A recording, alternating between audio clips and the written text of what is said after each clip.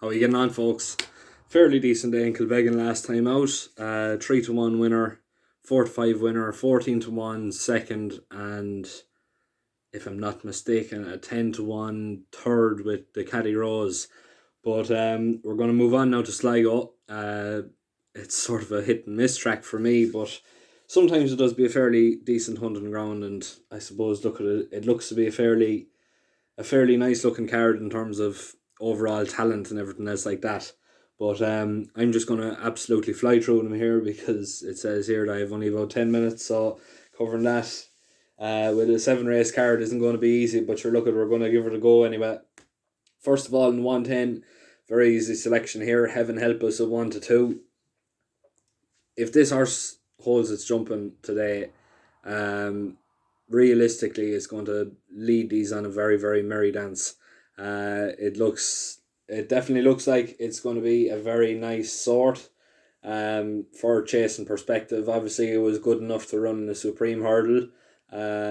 It's run a fairly decent race behind Abacadabra. So it's running Group 1 hurdle level. Very few of these that it's coming up against have even come close to a Group 1 before. So really and truly, Heaven Help Us at 1-2, which should be a very, very easy shoe in.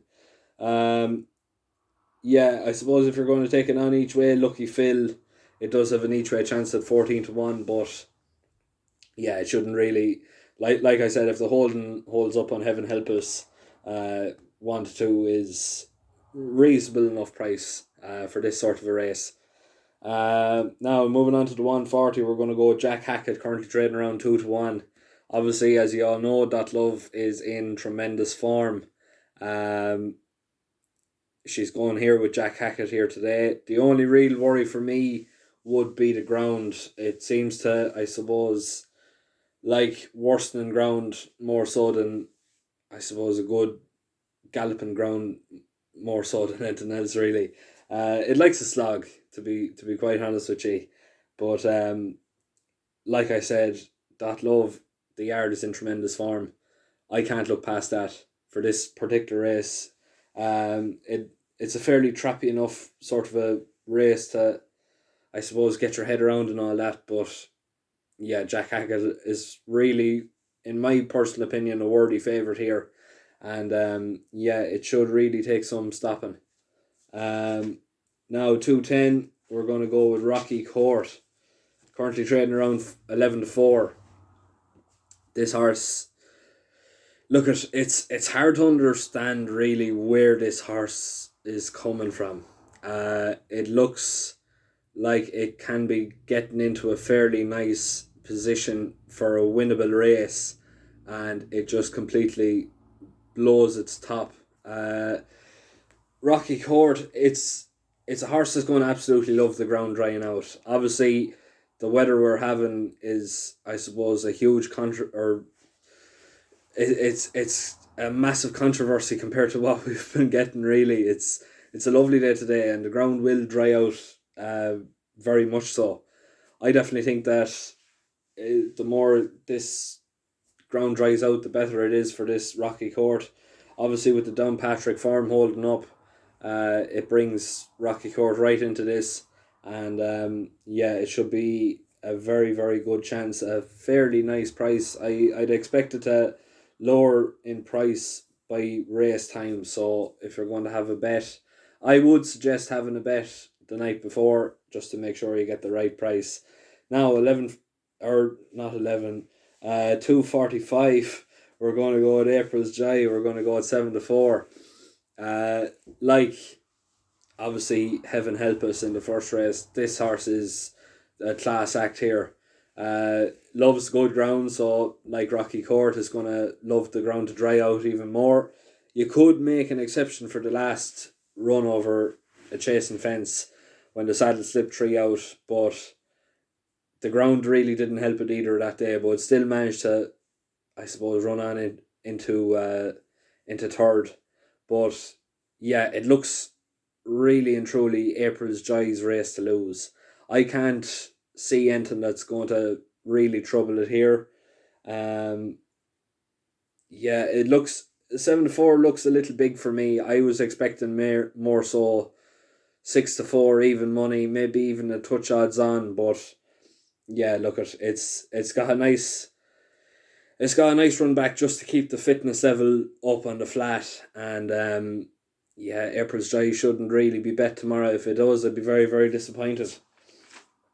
Now moving on to the 320, we're going to go with Gary Fawjean 11-2 each way. Really and truly, I'm really, I suppose, intrigued by the two rider runners here. That's Clear Left and Gary Fawjean. Both of them, there was only, I think, a short head to split them the last time. Gary Fawjean was, I suppose, very lackluster in his jumping. Clear Left looks like it's getting onto a, I suppose, more competitive mark now than what it was on. But yeah, I can't look past Gary Fawjean here. 11-2. It looks a fairly nice price for him. I think people are underestimating him a little bit. Ryan Tracy is on board, takes £3 off. Ryan gets on very, very well with this Gary Fawjean. Obviously, if it continues to form it's been in for the last year, or not the last year, but the last month, it should be very hard to beat. Well, it should definitely get into the swing of things more so than anything else. The favourite, I can't be having it at 11-4. All you see is duck eggs and letters behind it. Like, obviously, look at if the jumping holds up, there is a win in it, but when will that happen, or how can you really trust a horse that just can't seem to jump right? Gary Fawjean, obviously winner around Kilbeggan. Sligo isn't too dissimilar to it, but yeah, it would need to be, I suppose, improving on what it has done in the last month to get involved. But like I said, 11-2, it's a nice price, and I definitely think it's well worth in each way. And yeah, Clear Left, I definitely think it's got a little bit of a squeak as well. I think it's trading around 9-1. I don't think it's going to win. It doesn't look like the win mark is there yet, but it should really run on for a place anyway, at least.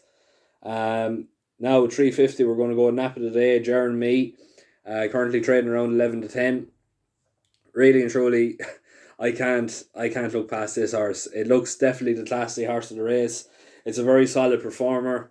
All you have to do is look at its runs in the likes of Kilbeggan and places beforehand. I think it was Roscommon who was either a winner or a second the time beforehand. But really and truly, look at it's a nice race for it. I can't see anything that's going to trouble it here today.